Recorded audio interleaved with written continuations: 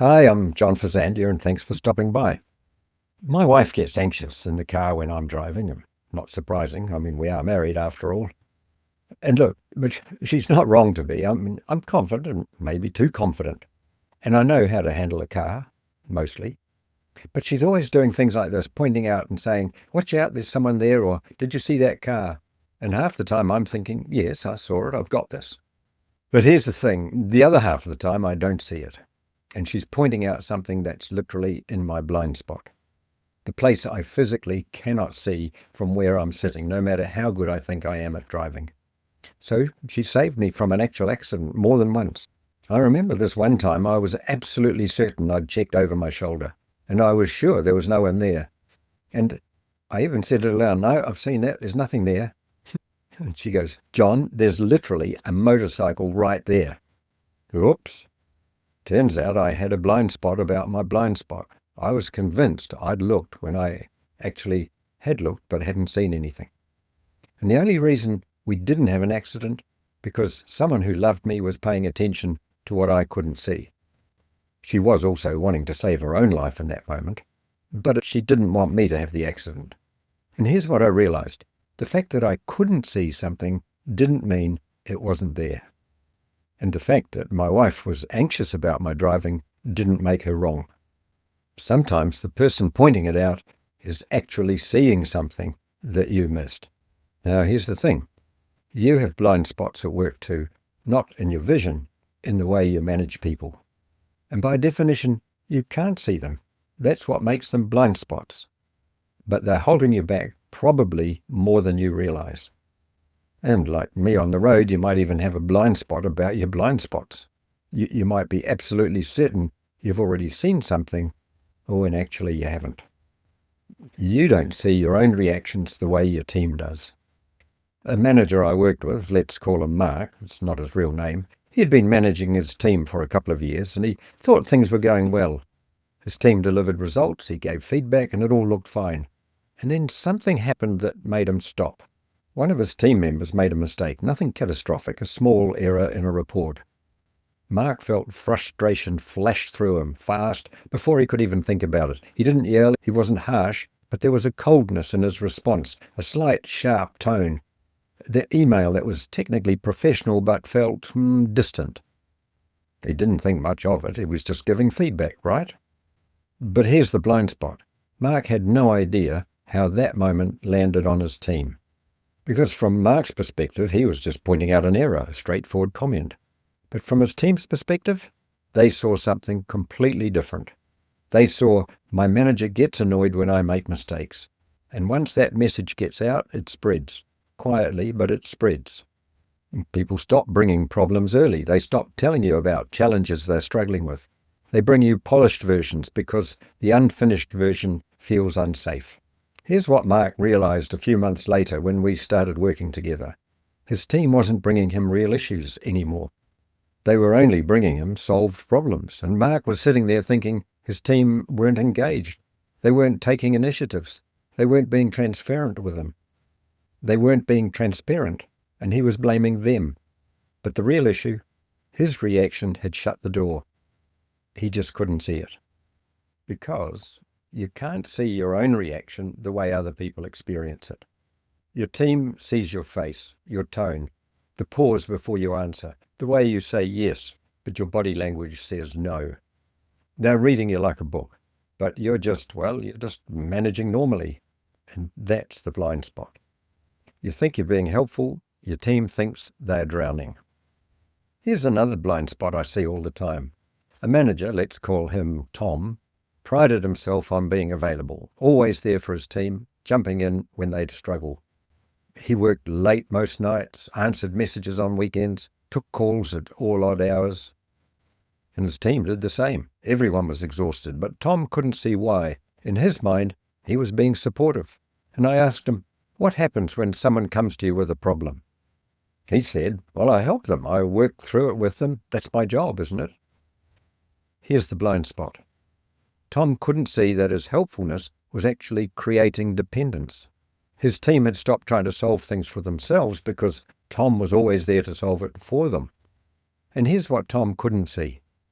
What happened when he wasn't there and couldn't see the resentment building, because the unspoken message was, I don't trust you to figure this out.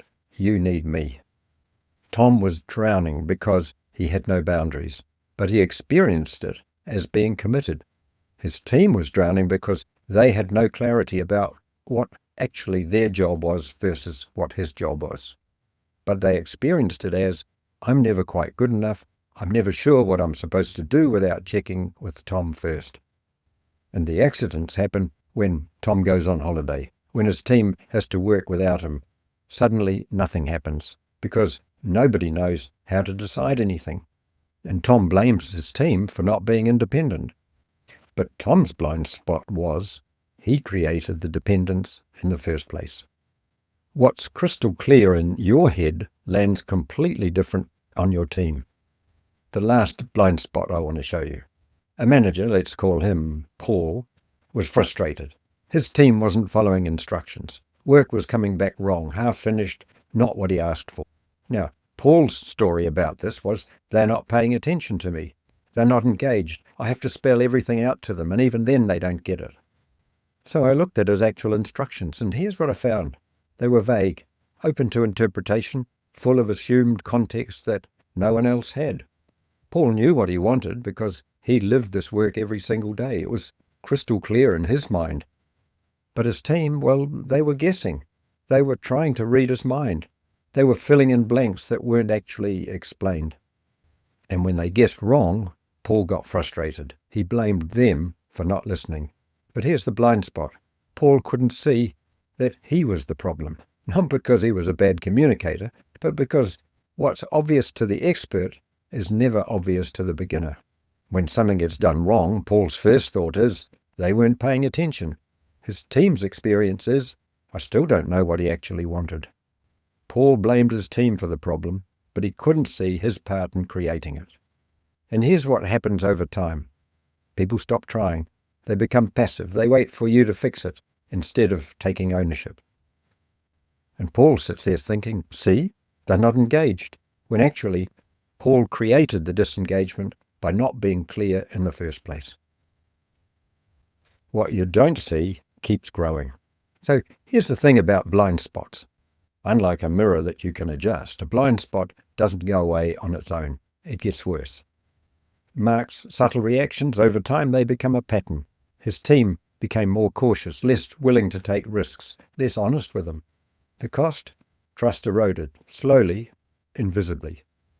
Tom's lack of boundaries, well, it created a culture where people couldn't make decisions without him, where initiative died because it was easier just to ask Tom. And the cost? His team stopped developing. They got stuck, and he got more exhausted. Paul's unclear communication? Well, people stopped asking for clarification because they didn't want to look stupid. They just did their best guess and hoped. And the cost of that? Well, mistakes compounded. Quality went down, and Paul kept blaming his team. But here's the thing that ties all three together. Each of them blamed the other person, the team, or the problem outside themselves. They never looked in the mirror and asked, what am I not seeing about my own part in this?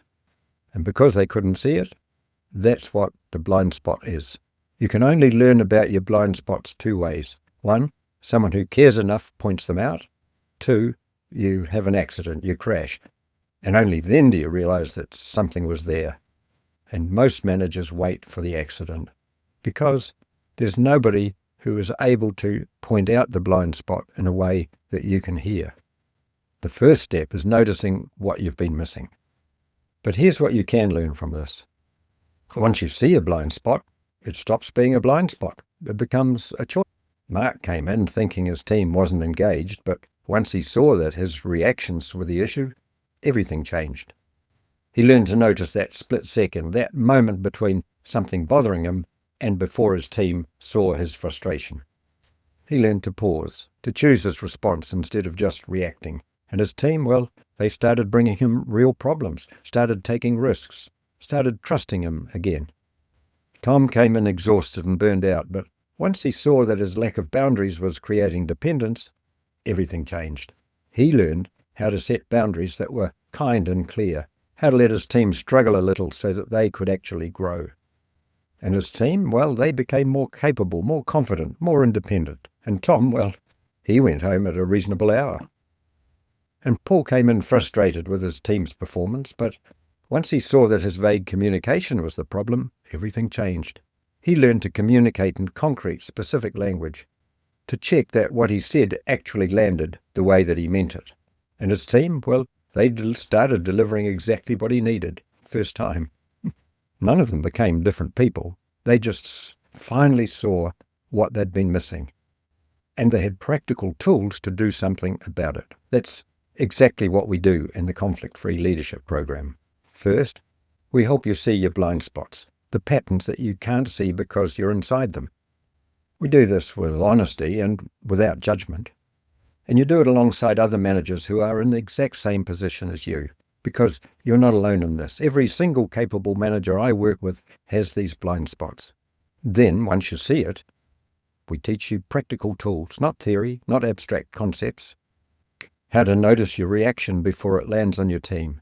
How to set boundaries that feel good and create clarity. How to communicate in language that actually sticks. How to move from blaming the other person to asking, what's my part in this?